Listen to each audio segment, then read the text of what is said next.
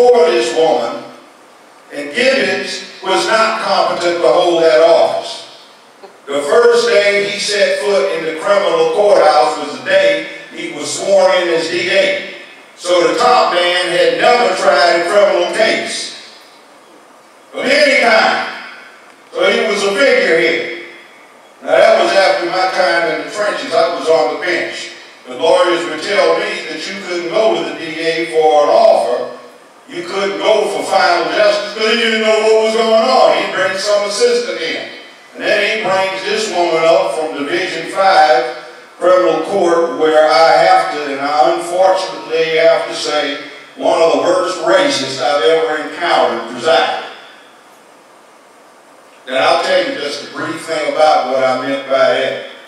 When I appeared at juvenile court the first time with 5 clients in 1974, that high school dropout down there, he could not hear cases after they found out about his lack of education. The late Kenneth Turner called me the N-word. I clowned him. I clowned. He apologized when he found out I was a lawyer.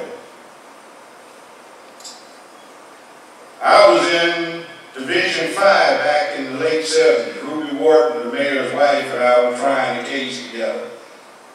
And the judge, a very polite old Southern gentleman, said, "Counsel, will you please approach the bench?" Prosecutors and defense counsel came up, and there were several other defense lawyers because there were 4 defendants. Judge says, "Mr. Brown, Mrs. Wharton, is that a nigger you're representing on trial with these 3 white men?" Still in the 70s, I remember another trial. Classroom full of kids came in to see the proceedings, to see how their courts worked. The judge said, when he stopped the trial, "Boys and girls, it is so nice that we have here today. It's good that you're coming down to see how your governmental entities function.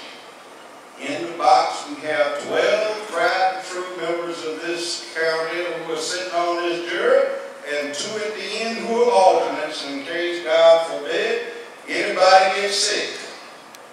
We have down here, at this far end of the table, closest to the jury box, we have 3 upstanding members of the prosecutor's office. Down here, we have 5 distinguished defense counsel." He introduced all of them.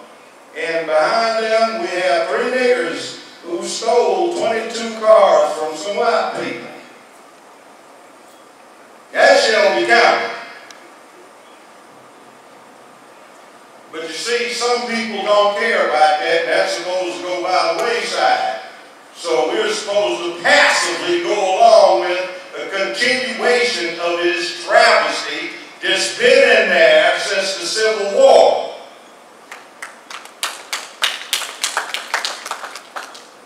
There's no way what goes on down there is supposed to happen. If you're down there, even if you're trying to make it happen, you're supposed to know what the hell you're doing